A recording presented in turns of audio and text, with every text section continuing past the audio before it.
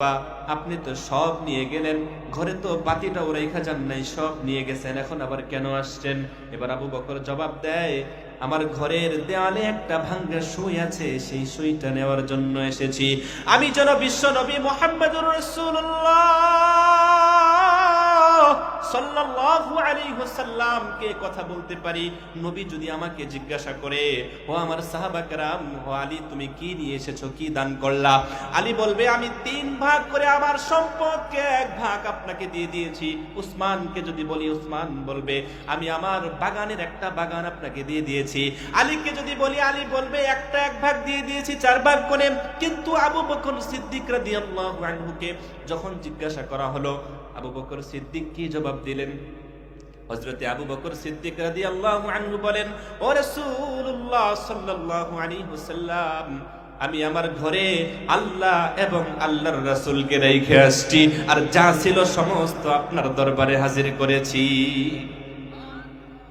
কিচ্ছু রেখে আসে নাই ঘরে। এটা ছিল আবু বকর সিদ্দিক। প্রিয় ভাইরা আমার, একদিন জোহরের নামাজ পড়ে সাহাবায়ে কেরামকে নিয়ে নবীজি বসে গল্প করতেছিলেন, আলাপচারিতা করতেছিলেন। এমন সময় নবী করিম সাল্লাল্লাহু আলাইহি ওয়াসাল্লাম জিজ্ঞাসা করলেন, মান মিনকুমুল ইয়াউমা আসবাহা সাইমান? হে আমার সাহাবাগণ, তোমাদের মধ্যে আজকে কে আছে এমন যে রোজা রেখেছো?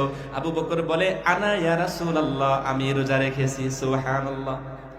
আবার প্রশ্ন করলেন নবীজি, মান মিনকুমুল ইয়াউমা তাবিআ জানাজাতান?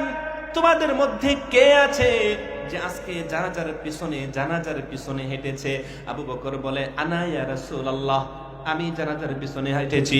আবার নবী জিজ্ঞাসা করলেন, মান মিনকুমুল ইয়াউমা তাসাদ্দাকু আলা মিসকিন? তোমাদের মধ্যে কে আছে আজকে একজন মিসকিনকে খাবার দিয়েছে, মিসকিনকে সদকা করেছে?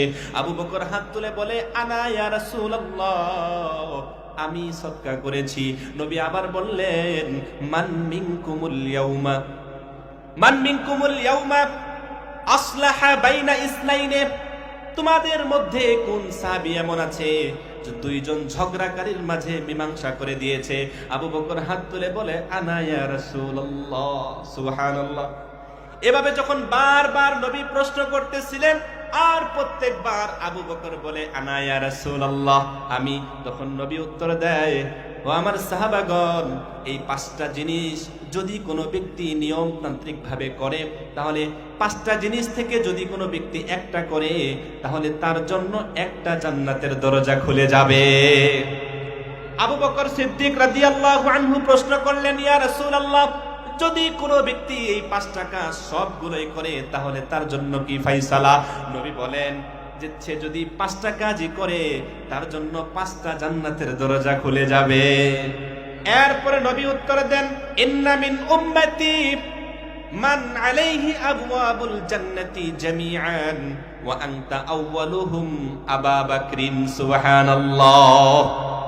নবী উত্তর দিলেন, আমার উম্মতের মাঝে এমন একজন ব্যক্তি আছে যার জন্য